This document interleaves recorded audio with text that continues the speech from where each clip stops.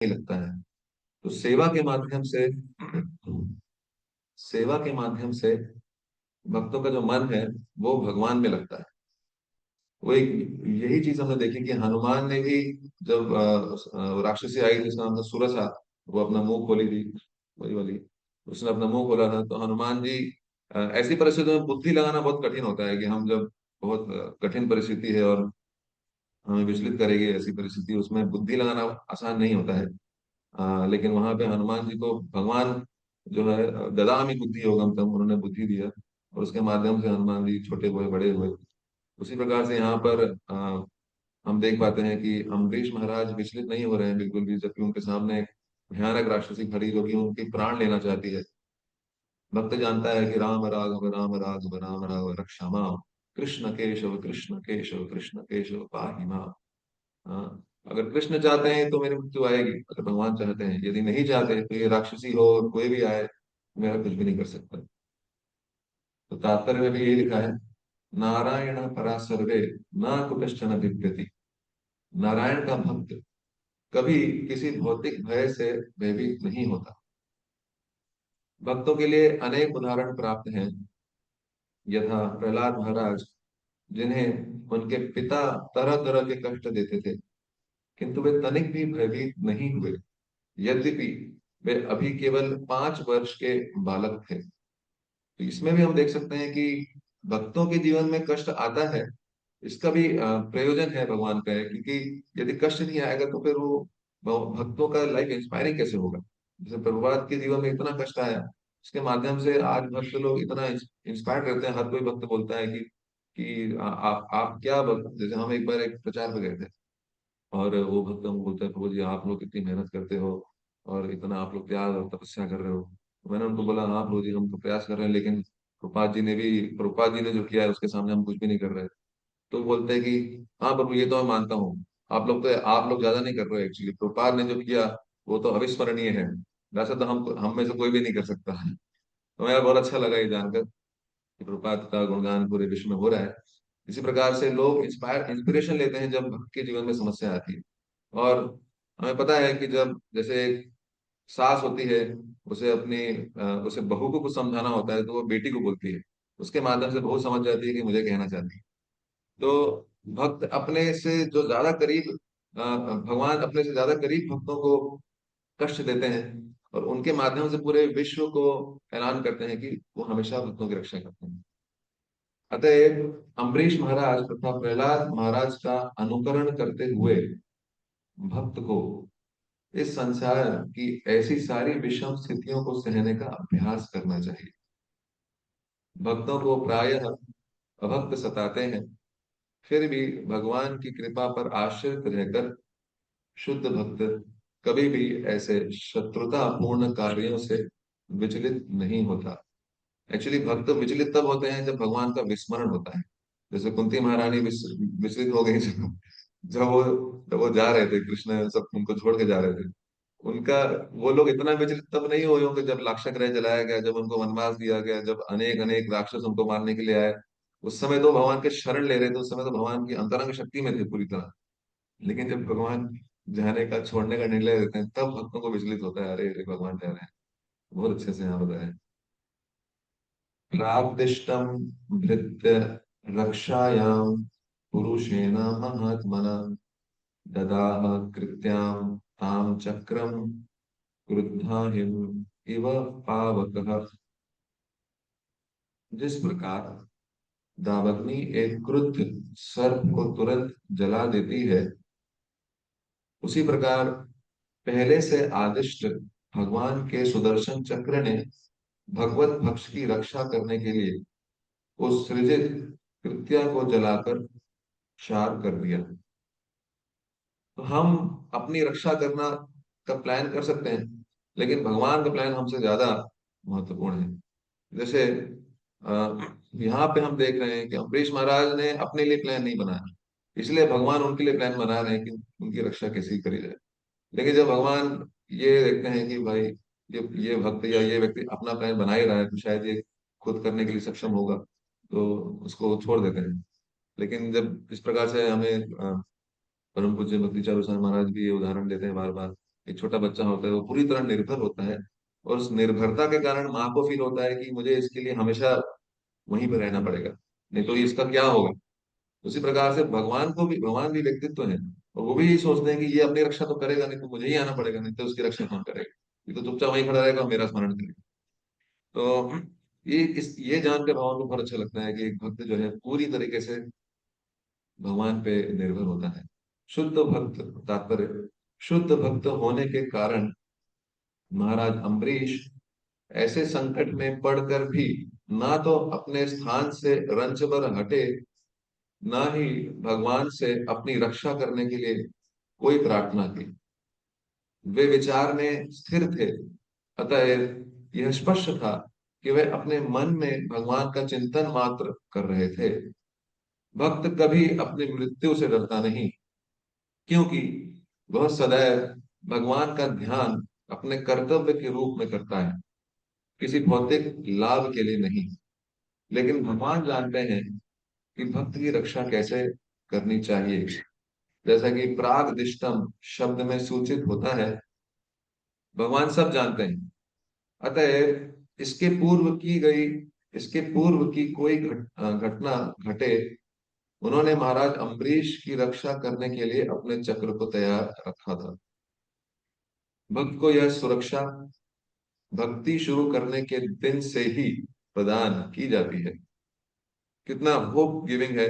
आध्यात्मिक जीवन में केवल होप ही होप है, और भौतिक जीवन में हम स्टूडेंट्स को बोलते हैं, हम स्टूडेंट्स को गाइड करते हैं, हम बोलते हैं आप कुछ भी करो लाइफ में, कितना भी आप कमा लो, कितना भी आपका अच्छा फ्यूचर हो जाए, मटेरियल वर्ल्ड यानी डार्क, यानी कि अंधकार ही है, तो अंधकार में फ्यूचर ब्राइट कैसे हो सकता है। तो लेकिन जहां भगवान प्रवेश करते हैं, जहां पर भक्तों का संग होता है, वहां वहां कितना भी अंधकार हो, लेकिन फ्यूचर तो ब्राइट ही है। तब एक बार मुझे याद है, मैं जर्मनी में था, तो वहां पर हमारे एक महाराज थे, परम पूज्य भक्ति भूषण स्वामी महाराज। तो एक दो बार ऐसा हुआ था कि मैं सेवा कर रहा था, और महाराज वहां से मुझे सेवा करते हुए देखे, तो महाराज मुझे बोले कि तुम्हारा फ्यूचर ब्राइट है। तो मैं मुझे उस समय बहुत गर्व हुआ कि लगता है कुछ अनोखा करने वाला हूँ। लेकिन कुछ समय बाद में समझ में आया, भक्ति में हर भक्त का फ्यूचर ब्राइट है। वो मुझे उत्साह दिला रहे थे केवल भक्ति में। तो जैसा कि अ, कौन्तेय प्रति जाने ही न मैं भक्त प्रणश्यति, यदि कोई व्यक्ति भक्ति शुरू करता है तो तुरंत ही भगवान उसकी रक्षा करने लगते हैं। इसकी पुष्टि भगवत गीता के द्वारा होती है, अहम त्वाम सर्व पापेभ्यो मोक्षयिष्यामि मां शुचः। तो जैसे कि हम लोग, जैसे ये मैं एक एग्जांपल में दिमाग में आ रहा है, जैसे कि हम कोई मेंबरशिप कहीं किसी क्लब का या किसी एक बैंक का लेते हैं, या फ्लाइट का लेते हैं, तो उसमें अगर हम कम पे करते हैं तो हमें एक पर्टिकुलर अमाउंट ऑफ फायदे हमें उसमें मिलते हैं।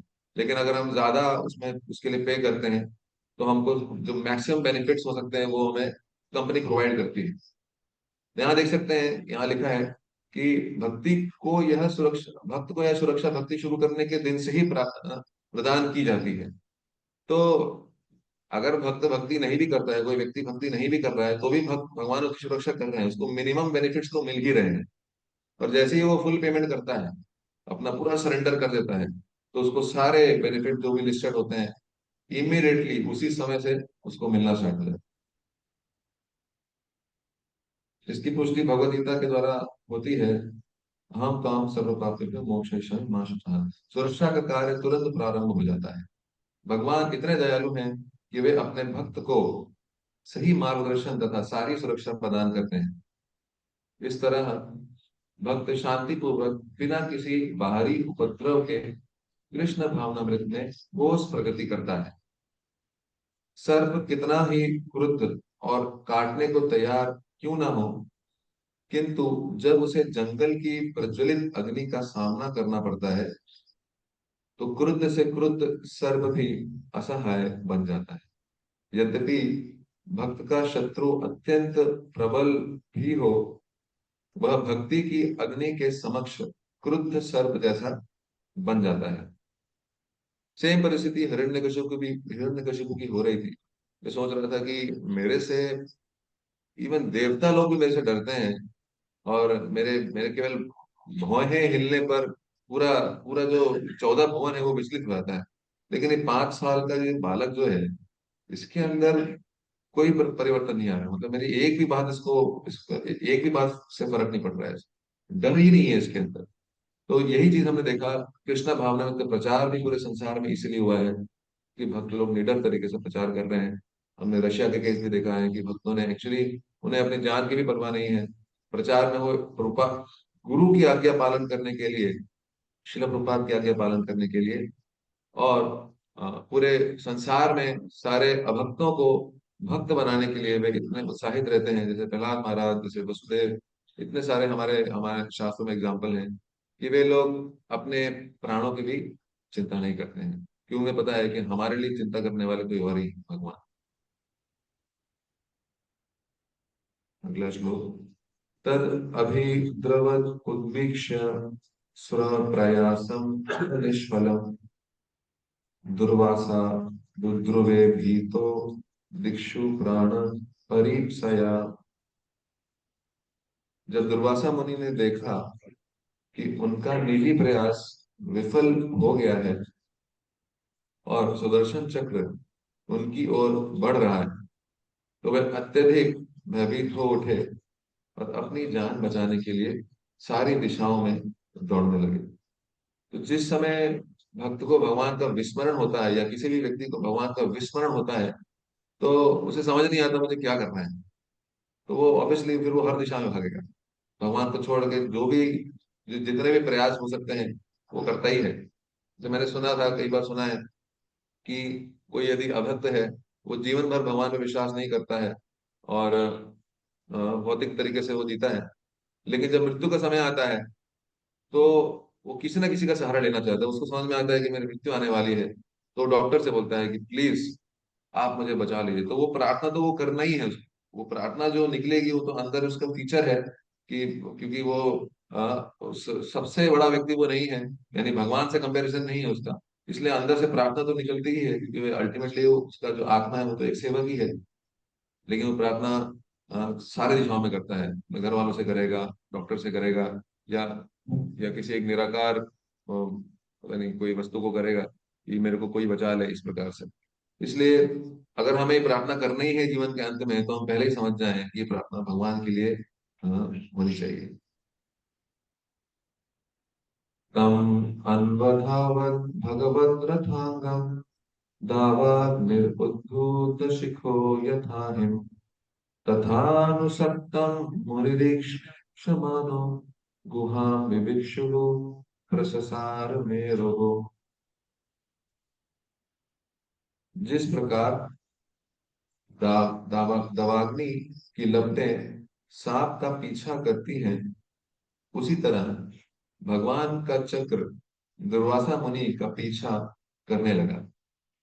दुर्वासा मुनि ने देखा कि यह चक्र उनकी पीठ को छूने वाला है, अतएव वे तेजी से दौड़कर सुमेरु पर्वत की गुफा में घुस जाना चाह रहे थे।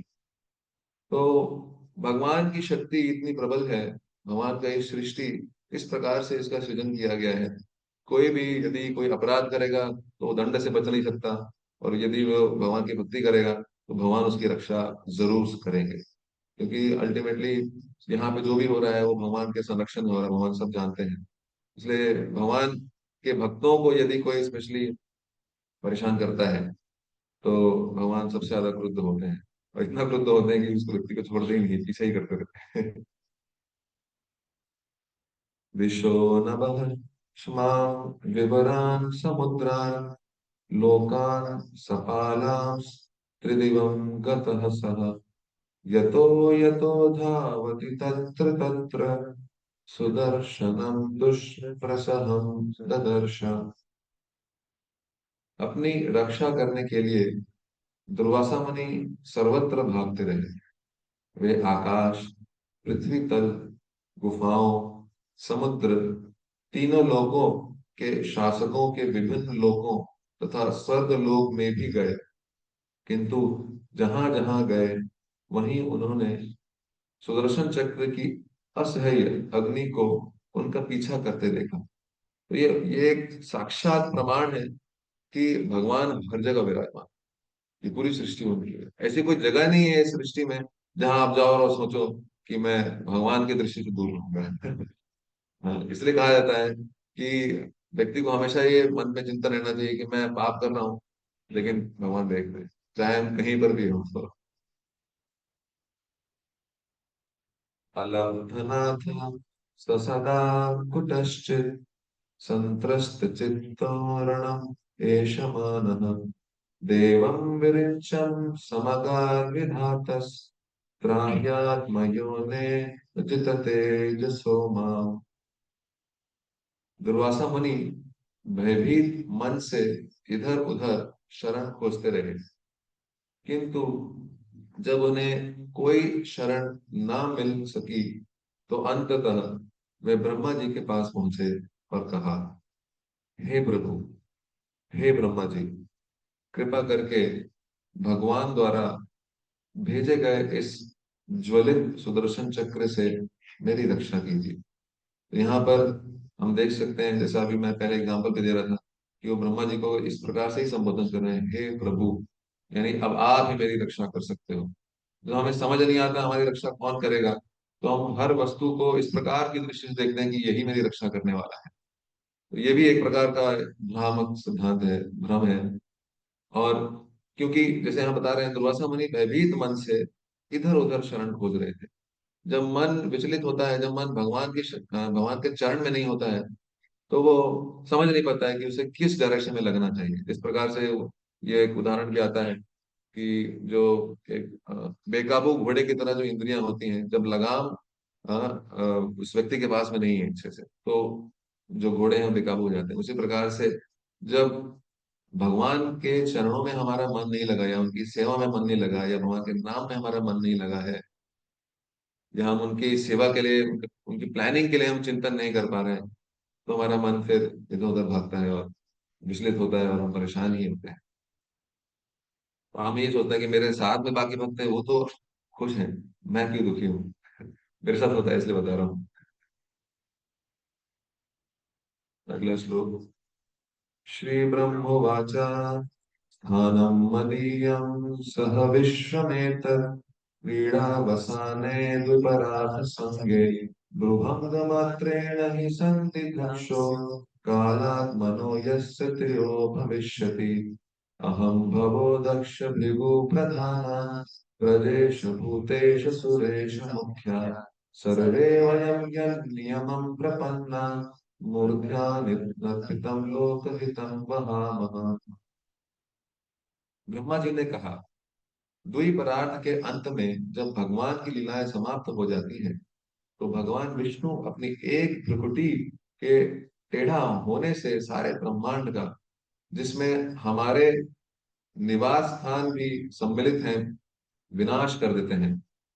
मैं तथा शिव जी जैसे पुरुष तथा दक्ष, भृगु इत्यादि प्रधान ऋषि मुनि एवं जीवों के शासक, मानव समाज के शासक और देवताओं के शासक, हम सभी उन भगवान विष्णु को अपने अपने सिर झुकाकर समस्त जीवों के कल्याण हेतु उनके आदेशों का पालन करने के लिए उनकी शरण में जाते हैं।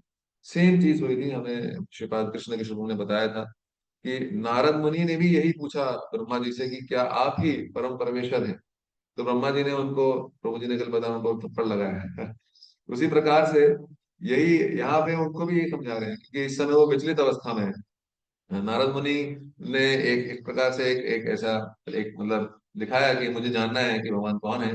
पर यहाँ पर एक्चुअली दुर्वासा मुनि सच में विचलित है, और वो ब्रह्मा जी की ही शरण ले रहे हैं पूरी तरीके से। ब्रह्मा जी समझ गए कि शरण तो एक ही व्यक्ति दे सकता है, परम परमेश्वर भगवान। तो फिर वो उनको समझा रहे हैं। तात्पर्य में लिखा है, भगवद गीता में कहा गया है, मृत्यु सर्वहरश्चाहम। जब भगवान मृत्यु या काल के परम नियामक के रूप में आते हैं, तो वे सर्वस्व छीन लेते हैं। दूसरे शब्दों में, सारा ऐश्वर्य प्रतिष्ठा तथा हमारा सर्वस्व भगवान द्वारा किसी प्रयोजन के लिए प्रदत्त है। यह शरणागत जीव का कर्तव्य है कि वह परमेश्वर के आदेशों का पालन करे। कोई भी उनकी आज्ञा का उल्लंघन नहीं कर सकता। ऐसी परिस्थिति में ब्रह्मा जी ने भगवान के शक्तिशाली सुदर्शन चक्र से दुर्वासा मुनि की रक्षा करने के लिए उन्हें शरण देने से इनकार कर दिया।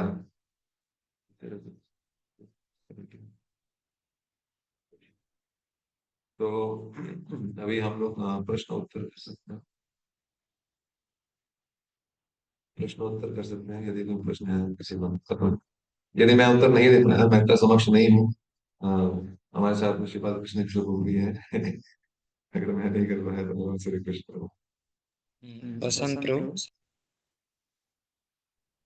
हरे कृष्णा प्रभु जी, दंडवत प्रणाम। थैंक यू सो मच प्रभु जी। प्रभु जी, ये जो प्रसंग अभी चल रहा है, ये बहुत ही उत्साहित कर रहा है। मेरा प्रश्न ये था कि जब भगवान, हमें ये पता है कि भगवान हमें इतना अच्छा रक्षा करते अगर इस पथ पे आते हैं, और और जब अगर हम भगवान की बात नहीं मानते तो फिर हम इसी तरह से भटकते रहते हैं बहुत सारे चीज़ों में।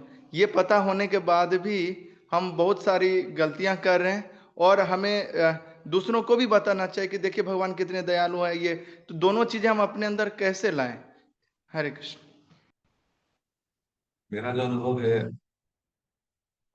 अभी तक आध्यात्मिक जीवन में, मैं भी यही सोचता हूँ कि मैं कब इस पद पे आऊंगा कि मैं पूरी तरीके से भगवान के शरण में आ जाऊं। लेकिन मुझे ये भी पता चल जाता है कि यद्यपि एक एक इच्छा है मेरे मन में इस प्रकार से, लेकिन मेरे कार्य उस प्रकार से नहीं है। और जब मैं सच में सेवा में पूरी तरीके से संलग्न रहता हूँ और भगवान के चिंतन में पूरी तरीके से मेरा मन होता है, तो मैं उस आदान प्रदान को अनुभव भी कर पाता हूँ। और उस समय मुझे लगता है कि मुझे भौतिक कार्य या मुझे भौतिक इंद्र तृप्ति में अब नहीं जाना है। लेकिन जैसे ही थोड़ा सा भी माया का प्रभाव आता है, थोड़ा सा भी ऐसा लगता है कि अभी मैं फ्री हूँ, अभी मैं कुछ और कर सकता हूँ, तो उस समय मैं माया के प्रभाव में आ जाता हूँ और भूल जाता हूँ। माया का प्रभाव यही होता है कि व्यक्ति भूल जाता है कि भगवान की शरण कैसी होती है, भगवान के भक्तों का संग कैसा होता है, कितना उत्साहित होता है। वो उत्साहजनक जीवन को उस समय भूल कर इंद्र तृप्ति के छोटे से सुख को ग्रहण कर लेता है। तो इसी कारण से हमारे जीवन में हमेशा ये द्वंद्व चलता है कि मुझे क्या करना चाहिए। मुझे अच्छा बनना है, अच्छा भक्त बनना है, लेकिन मैं बन नहीं पा रहा। इसलिए ये निर्णय लेना बहुत आवश्यक है हमारे लिए, जल्द से जल्द, कि हम लोग पूरी तरीके से भगवान की सेवा में संलग्न हो, हमेशा मन से भी और देह से भी। और जब हम ऐसा करेंगे और हम हमेशा मन से भगवान से प्रार्थना भी करेंगे कि मैं प्रयास कर रहा हूँ भगवान, प्लीज आप मुझ पे मुझे मुझे कृपा करें, तो 100% ऐसा होता है हमारी लाइफ में कि हमें भगवान का आदान प्रदान फील होता है। Hare Krishna. Thank you. Thank you so much. प्रसिद्ध चैतन्य प्रभु। प्रभु जी हरे कृष्णा, दंडवत प्रणाम। तो बहुत अच्छी आपने क्लास लिया और बहुत अच्छा लगा क्लास सुन के प्रभु। Thank you very much. प्रभु जी, जैसे अभी आपने क्लास के दौरान कुंती महारानी का एग्जांपल दिया था कि कुंती महारानी जो थी, उन्होंने जीवन भर, एक्चुअली में हम उनको देखे तो उन्हें जीवन भर उन्हें कष्ट में रहा उनका जीवन। और लाक्षागृह की या बच्चों को, अपने बच्चों के साथ में वन में जाना, उनका जीवन में पूरा दुख ही दुख रहा। पर जब भगवान उनको छोड़ के जा रहे थे तो उन्होंने बोला कि ये सबसे मेरे लिए असहनीय है, भगवान मुझे छोड़ के मत जाओ। ऐसे ही हमारे आचार्यों को भी हम जब देखते हैं तो हमारे आचार्य जो ऐश्वर्य अपने अच्छी-अच्छी फैमिली से थे, उन्होंने अपना पूरा जीवन कॉपी में पहन के अपने वृंदावन में बिता दिया हम लोगों के लिए। हम आप लोगों को भी देखते हैं कि आप लोग अपना पूरा जीवन जो है हम जैसे लोगों के लिए जीवन समर्पित कर रहे हैं, हमको सिखाने की कोशिश कर रहे हैं, पर हमारे अंदर कोई अंतर नहीं आता, हमारे अंदर डिसिप्लिन नहीं है, हमारे अंदर वो चेतना नहीं है सेवा की। तो वो ये कैसे करें? मतलब ये है नहीं हमारे अंदर, इसको कैसे वो करें ताकि वो भावना आए कि हम लोग सेवा की भावना अंदर से आए। आप लोग जो बता रहे हैं हमको वो कर पाए हम लोग, आदर्श मतलब वो कर सके, उसके लिए क्या करें तो? इसलिए हमारे जीवन में अ, हमें एक शुद्ध भक्त से ये इंस्पिरेशन लेना होता है। हमारे आसपास में भी बहुत अच्छे अच्छे भक्त रहते हैं जो कि भगवान के लिए पूर्ण समर्पित जीवन जीते हैं। लेकिन यदि हम उनका एसोसिएशन अच्छे से नहीं ले रहे हैं, एक्चुअली संघ का मतलब ये नहीं है कि हम केवल भक्तों के साथ में रहें और हमने मंगल आरती कर लिया, हमने चैंटिंग कर लिया। और संघ एक्चुअली है कि हम दूसरे भक्तों से इंस्पिरेशन ले रहे हैं कि मुझे भी भक्ति में इसी प्रकार से प्रगाढ़ तरीके से भगवान के प्रति आसक्त होना है जैसे ये भक्त आ सकते हैं। तो मैं ये कैसे कर सकता हूँ, तो ये चिंतन भी होता है जब भक्तों के संग में रहते हैं। जैसे जब मैं जब मैं शुरुआत भक्ति में आया था, मैं जर्मनी में था उस समय। और पहली बार परम पूज्य भक्ति चारू स्वामी महाराज को मैंने देखा था। तो उनका जीवन देखकर बहुत इंस्पिरेशन आता था। और उनके बारे में बाकी भक्त भी बताते थे कि इनका गुरु महाराज ऐसे हैं, गुरु महाराज ऐसे हैं। इस प्रकार से उनका जो लाइफ था, वो लाइफ के बारे में सुन के ही एक इंस्पिरेशन आता था। फिर वो प्रैक्टिकली दिखता भी था कि आचार्य कैसा जीवन जीता है। तो हम जब भक्तों को देखते हैं इस प्रकार का जीवन जीते हुए और उनका संग करते हैं, इसलिए एसोसिएशन बहुत इंपॉर्टेंट है। हालांकि प्रभुपाद ने बोला है कि भक्ति में तो असंभव शब्द नहीं होता है, कोई ऐसी डिक्शनरी नहीं है भक्ति की जिसमें असंभव शब्द होता है। लेकिन प्रभुपाद ने यह भी बोला है कि संग के बिना भगवत नाम जाना असंभव है। तो इसलिए एसोसिएशन में जब हम रहते हैं और एसोसिएशन का पूरा लाभ उठाते हैं और भक्तों का चरित्र देखते हैं, उनका जीवन शैली देखते हैं कि कैसे जी रहा है, कैसे इसका भगवान के प्रति आसक्ति बढ़ता ही जा रहा है, दिन प्रतिदिन बढ़ रहा है। तो हम हमारे अंदर ये एक भावना आनी चाहिए कि मुझे भी ये करना है। ये कैसे कर पा रहा है, मैं कैसे कर पाऊंगा, ये भावना जब आएगी, ये अपने आप आती है एक्चुअली। जब कोई नियमों का पालन करता है और असंग में रहता है, ये भावना अपने आप आ जाती है। तो फिर वो बुद्धि भी भगवान देते हैं कि वो भी इस मार्ग में कैसे आगे बढ़ सकता है। इसमें भी डिपेंड होना पड़ेगा भगवान के ऊपर। Thank you. थैंक यू प्रभु। अंकित अंकित सावड़ा प्रभु। हरे कृष्णा प्रभु जी। अ, मेरा एक प्रश्न है कि जैसे प्रहलाद महाराज है, अम्बरीश महाराज है और अर्जुन है, इनके भक्ति में क्या अंतर है? जैसे प्रहलाद महाराज और अम्बरीश महाराज के लिए भगवान स्वयं प्रकट हुए हैं, और जैसे अर्जुन को वो युद्ध के लिए प्रोत्साहित किया उन्होंने, स्वयं की रक्षा के लिए, अपने कर्म के लिए, तो क्या अंतर है? आपने अंदर खुद ही बता दिया प्रभु जी कि परिस्थितियां अलग है। भक्तों के जीवन में हमेशा परिस्थिति एक नहीं रहती है। जैसे अभी यहाँ पे भी एक वर्णन आया था, जो 14 नंबर श्लोक था इसी अध्याय का, उसमें परीक्षित महाराज ये पूछ रहे हैं सुखदेव गोस्वामी से कि ये कितना अद्भुत है कि ब्राह्मण का शाप काम नहीं किया अम्बरीश महाराज के ऊपर। पर वो खुद भी सोच रहे होंगे कि मेरे ऊपर ब्राह्मण का शाप काम कर रहा है एक्चुअली, मतलब मेरी साथ में मृत्यु होने वाली। लेकिन अम्बरीश महाराज के ऊपर वो ब्राह्मण का शाप पे काम नहीं किया। तो हर परिस्थिति में भगवान का प्रयोजन अलग होता है।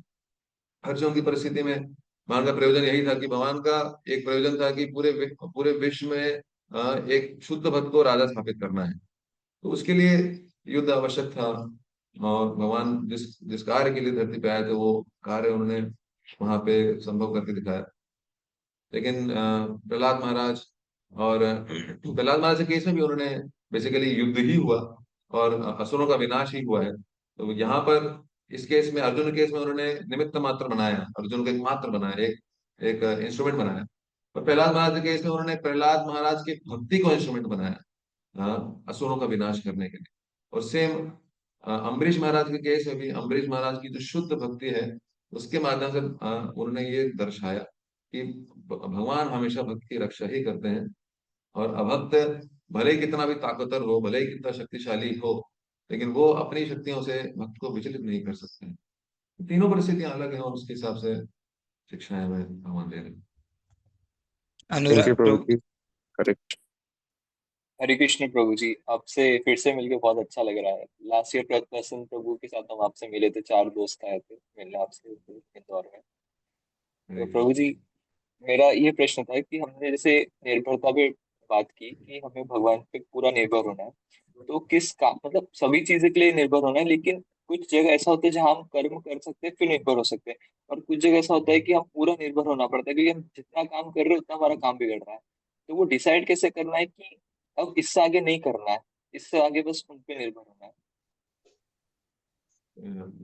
आपने जो बोला कि हमें डिसाइड क्या करना है, वो उसके आगे क्या कुछ आपने मुझे क्लियर समझ नहीं आया। हाँ, मतलब कि कितना आगे तक कर्म करते जाना है किसी काम को लेकर के, कब बंद कर देना है कि अब हमसे नहीं हो रहा, अब भगवान पे छोड़ दिया, वो चीज प्रभु। बहुत अच्छा प्रश्न है आपका। तो इसीलिए ऐसा बताया जाता है। आपका जो प्रश्न का उत्तर है प्रभु, वो है प्रैक्टिकल डिवोशनल सीक्वेंस। यानी कि जब तक हम किसी भक्त के संरक्षण में नहीं आएंगे, हमें ये ज्ञान नहीं होगा कि मुझे कब तक मुझे जो मैं कर्म कर रहा हूँ मैं प्रयास करता रहूंगा, कब मुझे भगवान की शरण लेनी पड़ेगी। जैसे जी प्रभु। यदि कोई शुद्ध भक्त है, वो तो भगवान ही उसके एक तरीके से गुरु साक्षात भगवान जो है चैत्य गुरु बन के उसको डायरेक्ट उसको इंटरेक्ट कर रहे हैं और उसको हेल्प भी कर रहे हैं कि अभी आपको ये करना है, अभी आपको ये करना है, अभी आपको ये करना चाहिए। लेकिन जब जब एक एक भक्त है, वो उसने शुरुआत करी है भक्ति की, वो एक्सपेक्ट नहीं कर सकता इस प्रकार से, अगर उसके अंदर पूर्ण शरणागति नहीं आई है, वो एक्सपेक्ट नहीं कर सकता कि मेरा भगवान से डायरेक्ट ऐसा हो जाए और मेरे को समझ में आ जाए कि मुझे कब भगवान की पूर्ण शरण लेनी है। इसलिए हमारे जीवन में एक ऐसा भक्त होना चाहिए जो कि हमसे सीनियर, एक ऐसा भक्त जो कि हमसे स्तर में ऊंचा हो और हमें वो हर कदम पे गाइड करे कि इस समय हमें किस प्रकार से आगे बढ़ना है, हमें यहाँ पे मुझे अपना प्रयास करना है, यहाँ मुझे भगवान की शरण लेनी है। ये जो डिफरेंस है हम तभी समझ पाएंगे यदि हम एक भक्त के संरक्षण में रहकर भक्ति करने का प्रयास करेंगे। Thank you so much. Hare Krishna. Hare Krishna.